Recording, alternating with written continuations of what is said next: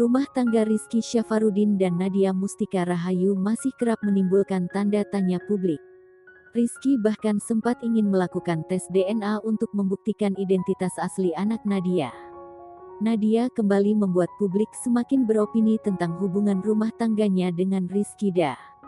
Tampak Nadia membagikan postingan galau mengenai usahanya yang sia-sia. Wanita yang baru melahirkan seorang putra pada tanggal 13 April lalu ini mengaku sudah lelah dan berniat pergi. Nadia juga membagikan tentang trauma akan cinta dan ketakutan untuk melangkah ke depan. Kutipan tersebut meyakinkan bahwa akan ada seseorang yang akan membuatnya lupa akan rasa sakit yang pernah ia rasakan. Kemudian ia juga percaya seseorang tersebut akan membuatnya bahagia.